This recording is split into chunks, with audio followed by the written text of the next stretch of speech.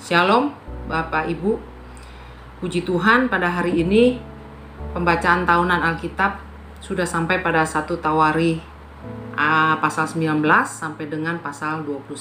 Saya akan bacakan di pasal 21, di mana Alkitab yang saya bacakan adalah versi bahasa Indonesia masa kini. 1 Tawari 21 ayat 1. Iblis ingin mencelakakan orang Israel, karena itu ia membujuk Daud supaya mengadakan sensus. Loncat kepada ayat 7. Allah tidak senang dengan sensus itu dan ia menghukum orang Israel. Ayat 8, lalu berdoalah Daud kepada Allah, katanya, "Ya Allah, aku sangat berdosa, ampunilah aku sebab tindakanku itu sangat bodoh." Ayat 11 dan 12. Lalu pergilah Gad kepada Daud menyampaikan pesan Tuhan itu, katanya, "Mana yang baginda pilih? Negeri ini ditimpa bencana kelaparan selama 3 tahun, atau baginda lari dikejar-kejar musuh selama 3 bulan, atau seluruh negeri ini 3 hari lamanya diserang Tuhan dengan pedangnya berupa wabah penyakit, dan malaikatnya membawa maut kemana-mana. Putuskanlah sekarang apa yang harus kusampaikan kepada Tuhan." Bapak Ibu sekalian, kita mau belajar dari kisah Daud yang ternyata terbujuk rayuan daripada iblis untuk mengadakan sensus.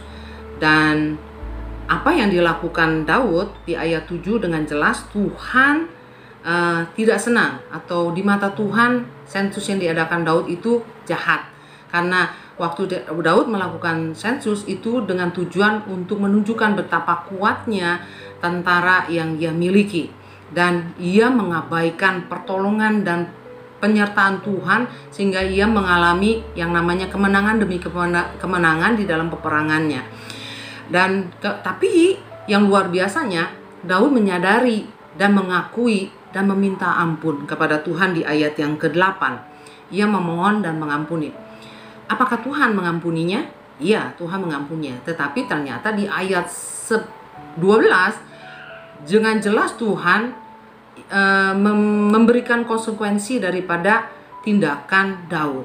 Ternyata tindakan Daud yang diambil oleh keputusan Daud sendiri yang terbujuk rayu oleh iblis itu memiliki efek konsekuensi juga kepada orang-orang bangsa Israel. Begitu juga dengan kehidupan kita.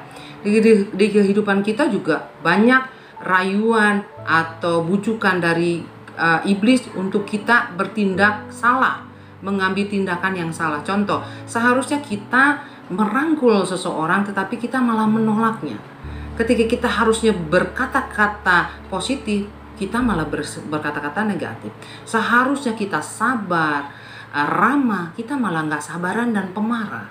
Hal itu membuat kita jatuh di dalam bujukan iblis, dan konsekuensi yang diterima itu bukan hanya kita, tetapi juga orang di sekitar kita. Membuat tidak ada yang namanya damai sejahtera, adanya orang yang tersakiti dan sebagainya. Bapak Ibu, dalam hal ini seharusnya, kalau di dalam kisah Daud ini, seharusnya Daud itu mendengarkan perkataan Yoab. Karena di ayat 3 Yoab berkata seperti ini, "Yang mulia, bukankah sudah jelas bahwa mereka takluk kepada baginda? Mengapa harus mengadakan sensus? Nanti karena kesalahan itu seluruh bangsa menanggung akibatnya." Jadi kalau saja pada saat itu Daud memiliki kerendahan hati dan hatinya terbuka dengan perkataan yang saya percaya itu adalah dari Tuhan, yang Tuhan pakai, Yoab dipakai Tuhan untuk menyampaikan itu kepada Daud, itu nggak akan terjadi. Sensus itu nggak akan terjadi, dan wabah itu nggak akan terjadi. Tapi kenyataannya berbeda.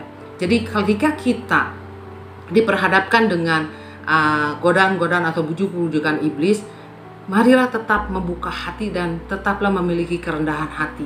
Marilah kita saling tolong-menolong untuk saling menguatkan, sehingga kita terhindar dari yang namanya bujukan iblis. Karena ketika kita akibat daripada bujukan iblis, bukan saja kita yang menerima konsekuensinya, tetapi juga orang-orang sekitar kita. Marilah kita saling menguatkan, saling menasehati, dan terus membuka hati dengan memiliki juga kerendahan hati, sehingga kita terhindar dari bujukan iblis.